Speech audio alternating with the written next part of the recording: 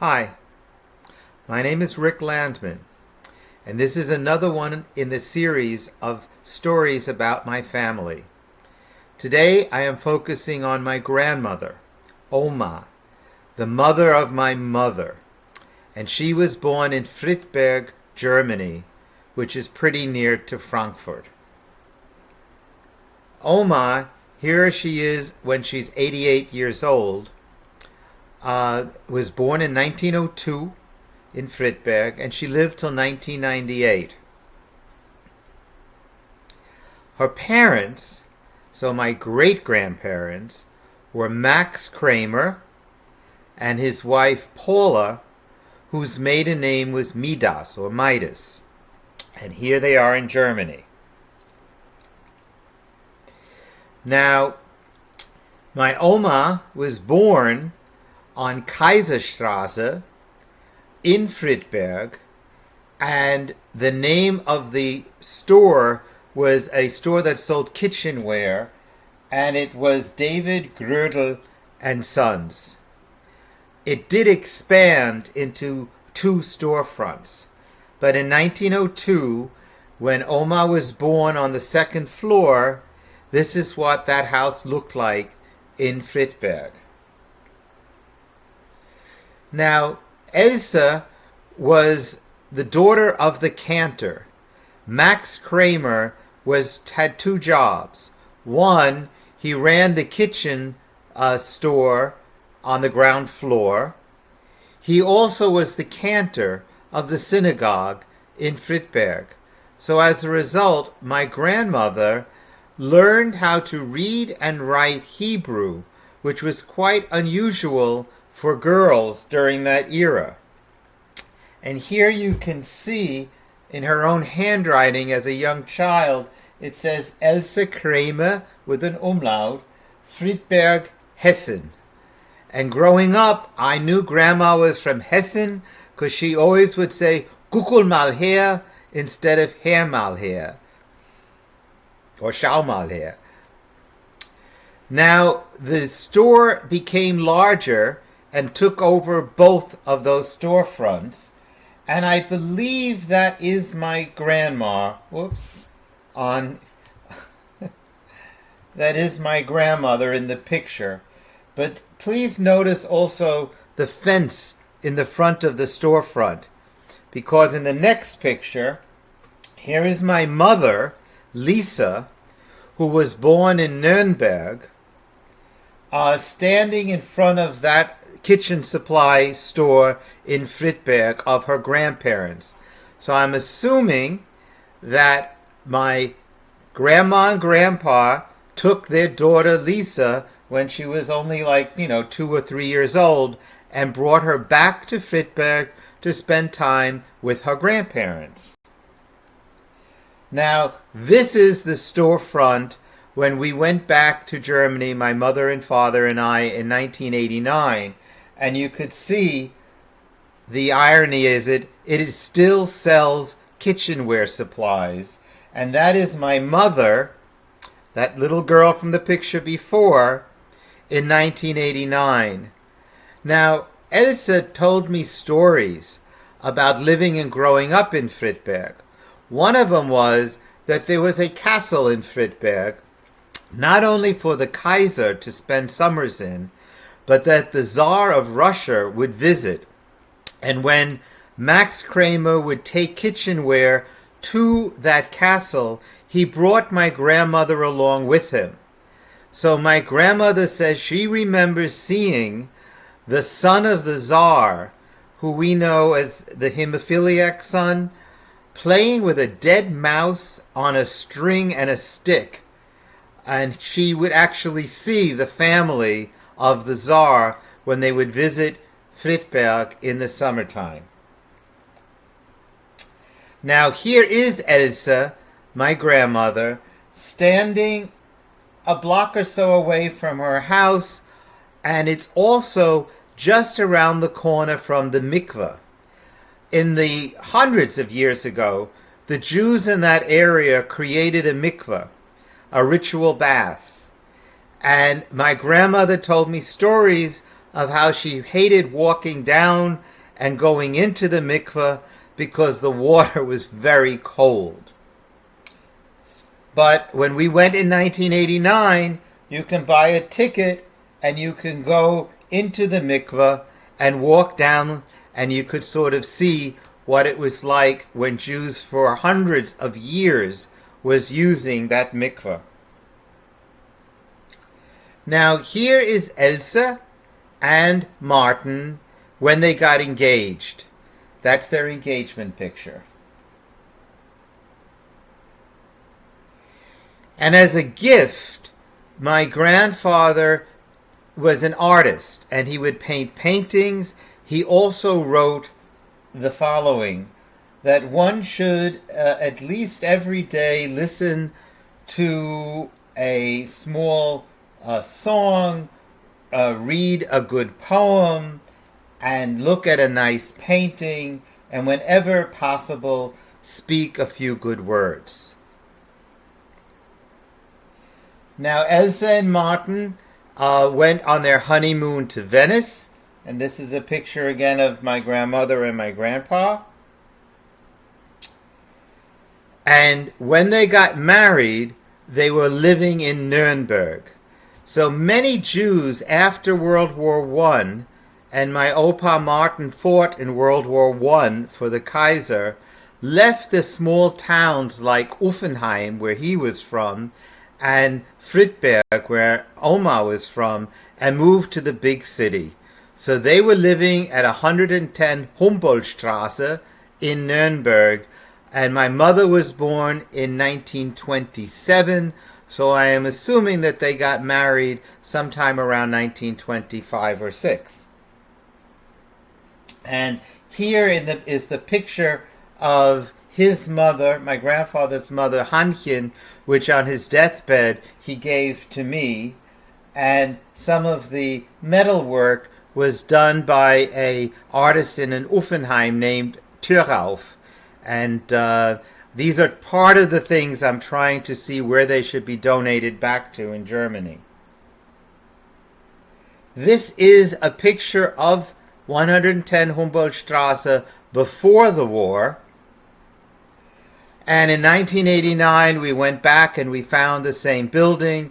This is what it looked like in 1989. Here is Max and Paula holding my mother, Lisa, when she's less than a year old, probably in Friedberg. Now, Max Kramer is one of 8 siblings. Max Kramer, I know his sister, the youngest one of the 8, was Helene Kramer. Her father, Lose Kramer, died before Helene was born. Her mother, Janet Lehmann Kramer, couldn't take care of 8 children by herself. So Helene was brought to the orphanage in Neu-Isenburg and grew up in the orphanage. Bertha Pappenheim was running the orphanage at that time.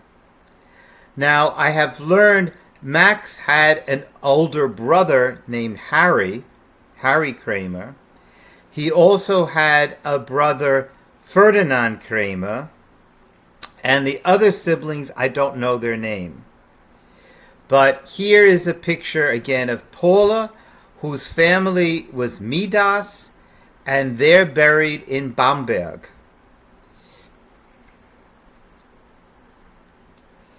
Now, the Nazis took root, and Uffenheim, where Martin was born, really became very virulently Nazi.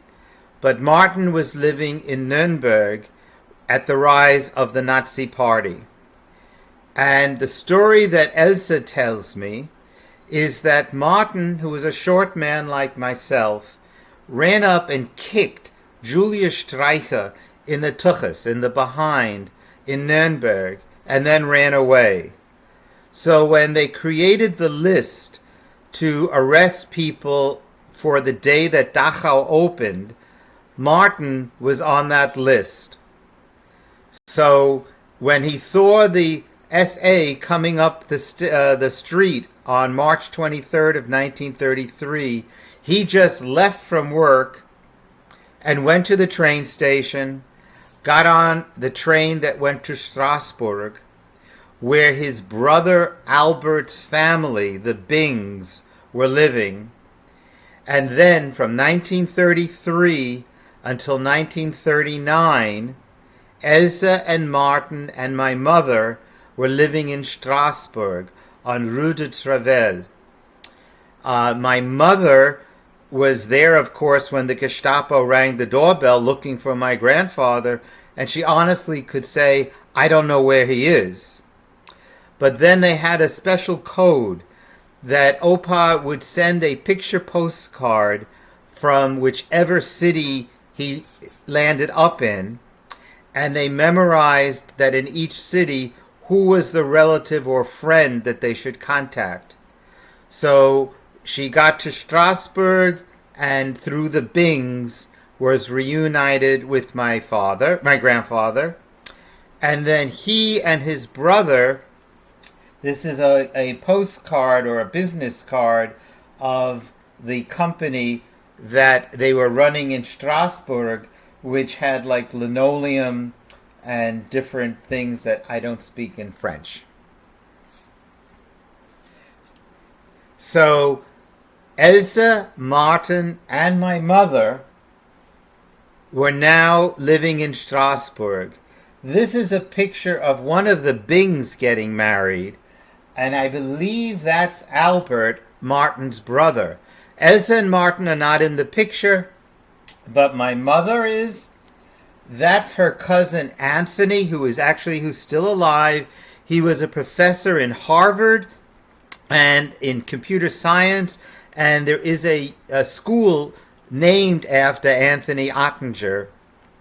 And then that's Hannah, who is named after my grandfather's mother, Hannchen. She has passed away, and both of her children have passed away. So the irony of it also is I'm from the very short side of the family. Hannah, obviously, that side of the family had some taller people in them. Now, these are the, not passports, but the identity cards of Martin and Elsa.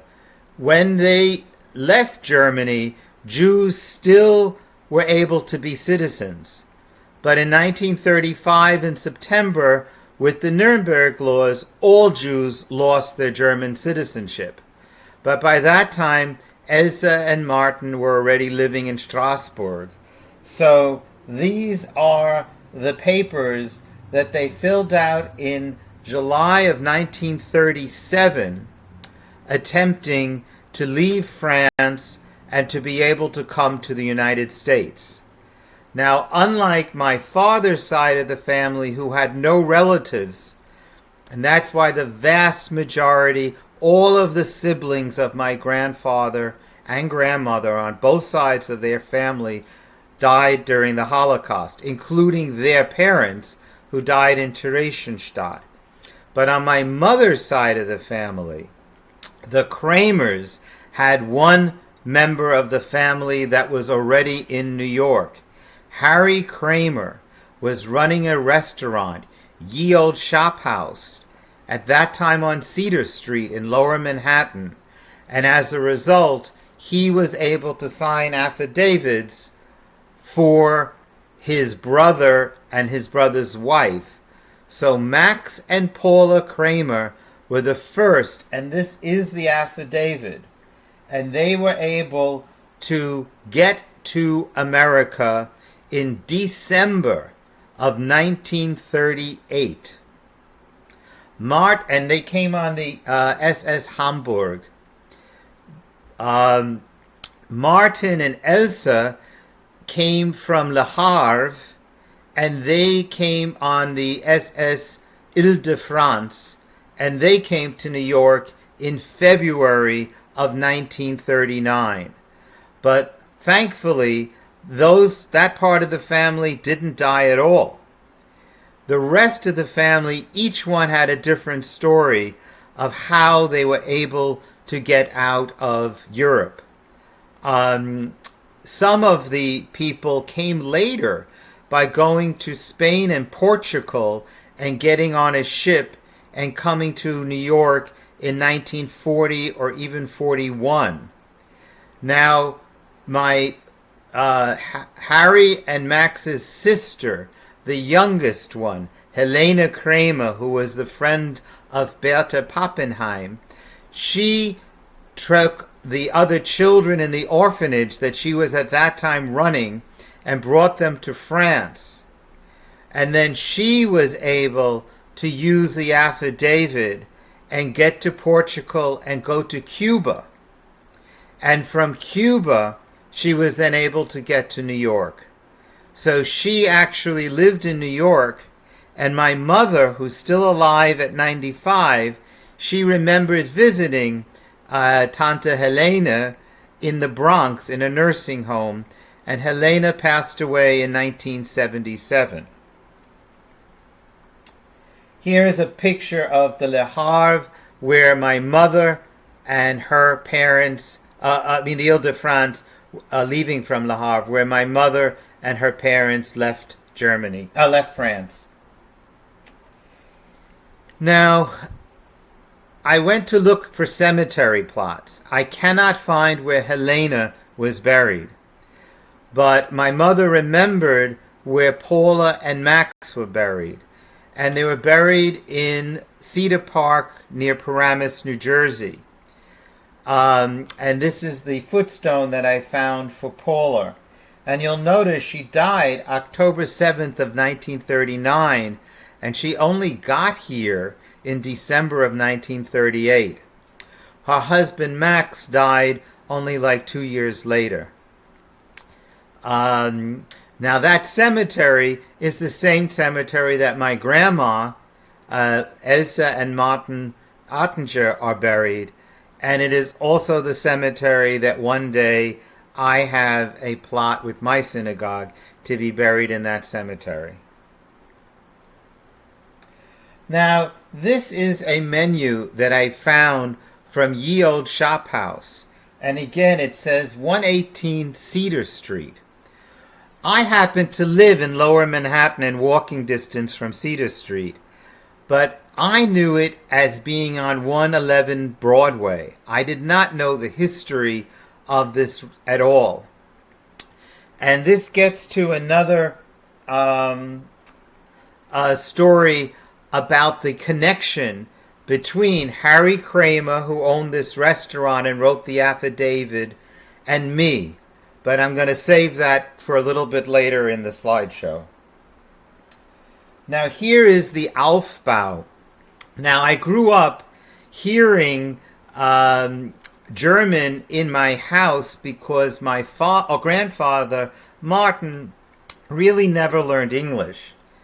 And whenever I would go visit my grandma and grandpa in Washington Heights, everybody there was speaking German up until around 1968. Washington Heights in Manhattan was where the German refugees were from 1933 to about 1968.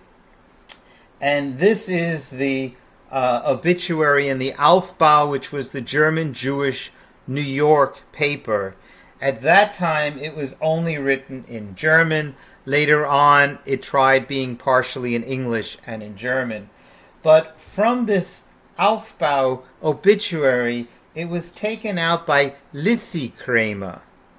And then again, just from my memory, I remember my grandma talking about her cousin Hans, who married Elsie Kramer.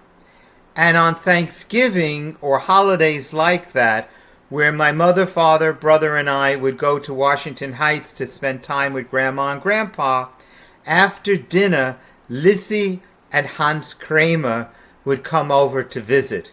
So I do remember basically what they looked like and who they were. And it was through this that I was then able to check on Google and actually find some of the relatives from Hans and Lucy's Kramer's children and grandchildren. Hans comes from the brother of Ferdinand of Max, and they lived in Gießen. And here comes another piece of the coincidence. The Kinderfräulein, the governess, that Hans and Lucy had in Gießen was shared by their good friends, the Sterns. The Sterns will have several children. One of the sons of the Sterns is Leonard Stern, who donated money to NYU to build the Leonard Stern Business School. And where was it built?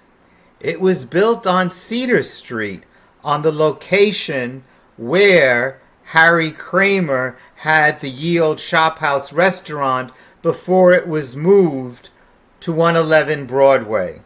So there's one part of the coincidence, that the Leonard Stern Business School of NYU was built on the land where a family friend's father, or son, whatever, the Kramers knew the Sterns back in Gießen. And I'll fill in a little bit later as we go on with the story. Now I want to get to, I mentioned Bertha Pappenheim. So one day in the 1990s, Grandma Elsie moved into the bedroom that I grew up in my parents' house. And my grandmother came to me with this box, and she said, "Ricky, I want you to keep this. This is very important." She says, "It is a necklace that a woman named Bertha Pappenheim gave to my Aunt Helene. And at Helene's deathbed, she gave it to me. And now I am giving it to you, and I'd like you to take care of it and realize it's an important piece of history." Whereupon I said, "Can you please write this down? I will never remember this." So she took a piece of paper and she wrote down the following: "Necklace of Bertha Pappenheim. I myself was invited to her house in Frankfurt am Main. My aunt, Helene Kramer, director of the home in Neu-Isenberg, gave it to me before her death. Bertha Pappenheim, in her last years of her life in Neu-Isenberg, Elsie Oettinger nie Kramer." So I have this necklace that, again, I have to figure out where is the best place to donate this necklace to. And here is a copy of the letter, if you can read it. Let me just see something. No. Well, I don't have IT help here. If anyone ever needs it, I'll tell you how you can get in touch with me. So here is a picture later on. The family is now living in New York. My father gets out of Dachau after Kristallnacht, gets to London as an unaccompanied teenager. He's 18, he's too old for the Kindertransport. Gets to America, joins the U.S. Army, goes across North Africa and Sicily and Anzio and Italy and France, is there when they liberate Dachau, and then is the first American soldier to enter Augsburg, his hometown. His colonel allowed him to go to see if his family was alive.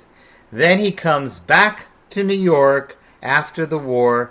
He meets my mother, and they get married in the apartment in Washington Heights. These two in front of my mother are my mother's parents, and the two in front of my father, Regina and Josef Landman, are my father's grandparents. And here is from one of their wedding pictures in 1947. Now, here is Elsa and Martin and my mother.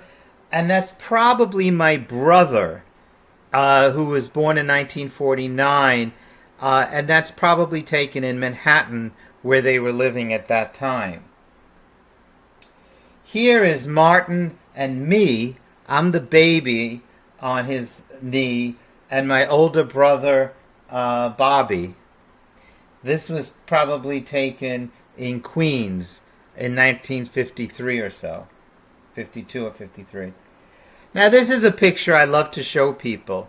Although I was an American, born in New York, actually born on a block during separate but equal era where everyone on my block was Jewish, I had a German Jewish cultural background.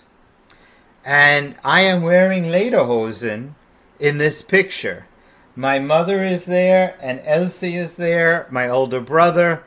And again, I don't think you can see it, but there's a cable in the background. This is the Bel Air Ski Center. The German Jews of Washington Heights did not go to the Borscht Belt of the Catskill Mountains, the Route 17, the Concord, the Nevele, the Falls View. Those are where the earlier Jewish immigration wave, the Yiddish-speaking and the Yiddish-eating Jews were staying. The German Jews went to Route 28 side of the Catskills, where there were Christian German hotel owners who came earlier in the 1880s to New York. But their German was spoken instead of Yiddish, and their German food was eaten, so you could get schnitzel as compared to borscht.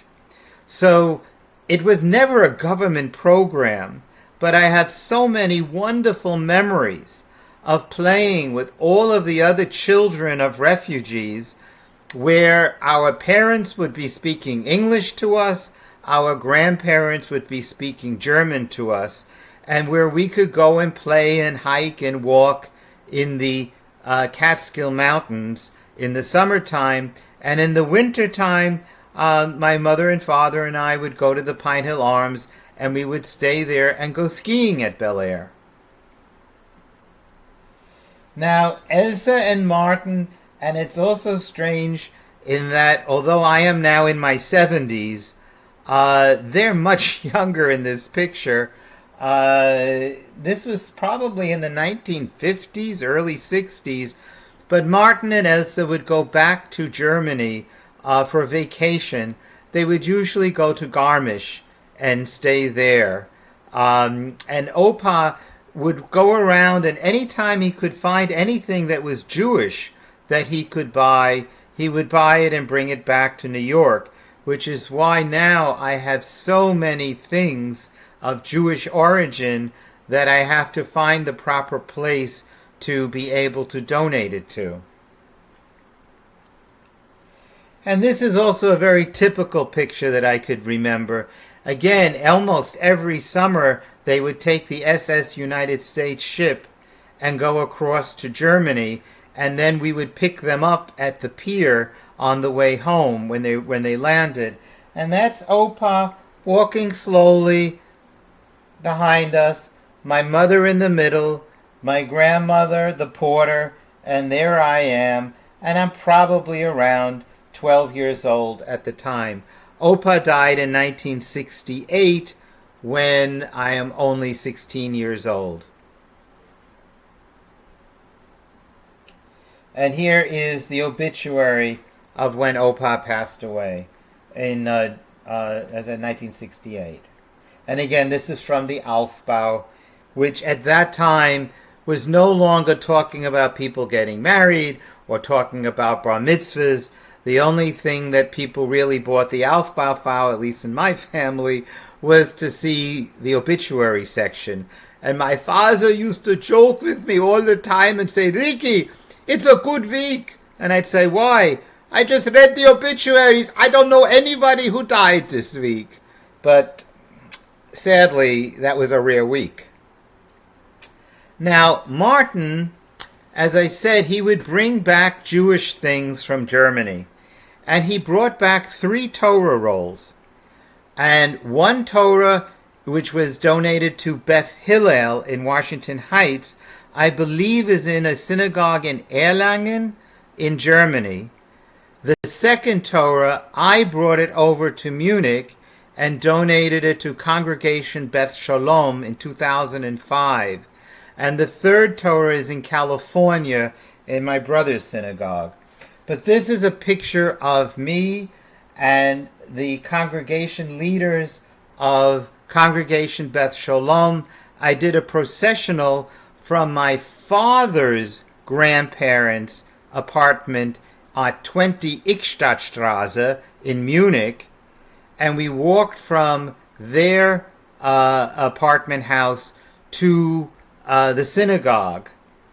Now, funny thing is, when I got there, I knew I understood German, but I was speaking in English only. It was for Shavuos, and in June is my birthday, and I put it all together as part of the trip. So they bought me a Radler Maas, a beer with some 7-Up or lemonade, and they told me it's mostly lemonade. Well, it wasn't. It was mostly beer. And by the end of the dinner, my brain, it was too hard to hear the German, translate it into English so that English came out. And all of a sudden, I was speaking German. So ja, ich kann Deutsch wie ein 5-Jähriger. Ich spreche ein bisschen Deutsch. But the next day, when I brought my speech in English, the people told me to throw it out and just speak from my heart. So I spoke to my great-grandparents, who of course died in 1942 in Theresienstadt, and explained to them who I was and everything. So now I find out that, yes, I can speak a little bit of German, and one day I might do this series of talks over again in German. Now, Martin was, as I said, an artist. He had done the calligraphy for his engagement present. This is another painting or pen etching that he did in 1907. And my goal is to one day, perhaps in Uffenheim, where he's from, have the museum there do an exhibit, permanent exhibit for the Jews that lived in that area. Martin's family was in that area to the 1500s. And maybe I can give them a Megillah or something that then they can allow another synagogue nearby perhaps to use on Purim. But all of this, just like this video, I'm not sure what is it going to do, but I decided just to make these things and we'll see what happens in the future. Here again is Elsie Kramer, the daughter of Max, the niece of Helene Kramer, when she was 88 years old. And here is my mother, the daughter of Elsa, and this was just taken last month, and my mother is now 95 years old. Here is all of us together in the 1990s. So Oma passed away in 1998, so I can't tell exactly, but this is someplace in the 1990s. That's me, Oma, my mom, and my dad. And in the back it says nur gesund. That was the expression that my grandpa always would say. And the pictures are from Garmisch. And the metalwork is from Mr. Thurauf. Now I'm going to pull together those pieces that I had told you in the beginning about Harry Kramer, the brother who signed the affidavit, who was already in America, who had a restaurant, Ye Old Shop House, originally on Cedar Street. But then Leonard Stern gave the money to build the Leonard Stern Business School, and a building for NYU was built on that location, and Ye Old Shop House moved to 111 Broadway. Well, I got a job at NYU in 1988, and I was there for over 20 years. One of the responsibilities that I had was what to do with those two buildings that Leonard Stern built because the students didn't like being downtown near Wall Street. They wanted to be in Greenwich Village with the other students. So NYU built new buildings in Greenwich Village, and my job was to sell or lease those two buildings, which I leased to the city of New York for high schools. But since NYU still owned them, and these buildings were 1 block south of the World Trade Center, on September 11th of 2002, when those buildings came down, it was NYU's responsibility to clean up those buildings so that the students could go back to school in January.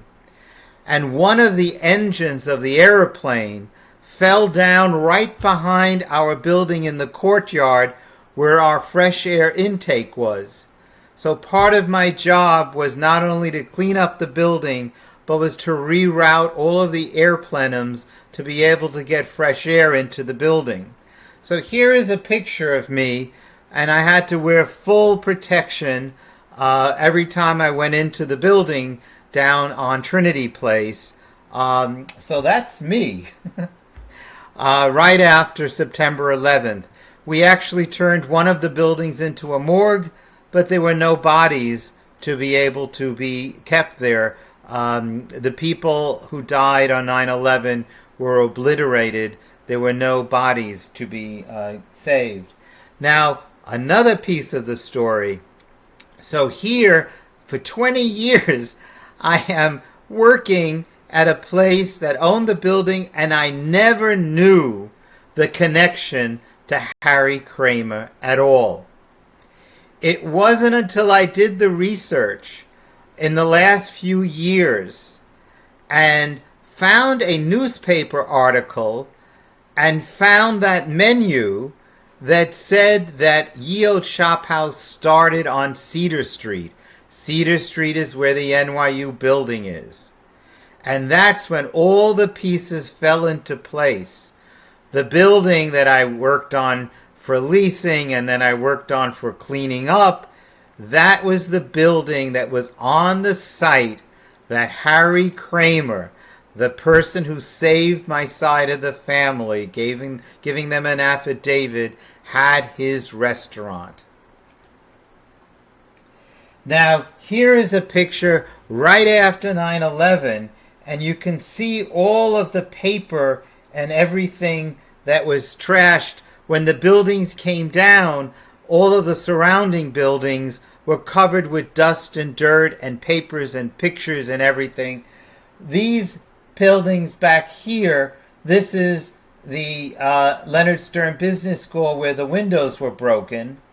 This was the building I had to clean up. But originally, Harry's restaurant was in the old building. Then it moved to where the NYU building would be built. And then it was taken down and the NYU building was built up. And today, this is what it looks like now. So this brown building was the first location of Ye Olde Shop House. The second location was where this gray building is, and it has no longer have anything to do with the Leonard Stern Business School, no longer had anything to do with NYU. It was finally sold. But that building was my project for so many years, and I never knew its relationship to the Kramer family. So now, to just wrap things up, I do have a website, www.infotrue.com. I am going to take this video, make it into a YouTube, and embed it in my website under the page Videos. There's also a email address at infotrue@yahoo.com if anyone wants to contact me. I also did write a memoir. This is part 1 of the memoir. Part 2 isn't finished yet. If anyone wants to buy the book, there's a link there. But I don't think you can buy it in Europe. I did not put this on Amazon or Barnes & Nobles. It's from a local bookstore here in New York, Shakespeare and Company. But if there is some academic purpose or all that you want to read the book and you contact me, I can send you a PDF by email if someone really wants to read about my life story. So again, I'm doing this video. I am not sure why, but I'm going to send it to people in Neu-Isenberg. I'm going to put it on my website. There's also videos from Munich and from Uffenheim and from Augsburg. My next one will be about Hellstein, which is now called Bierstein, which is where my father's mother's side of the family was. And we'll see what happens with these. I don't know, but I'm very thankful that you watched it. So thank you very much. Auf Wiedersehen.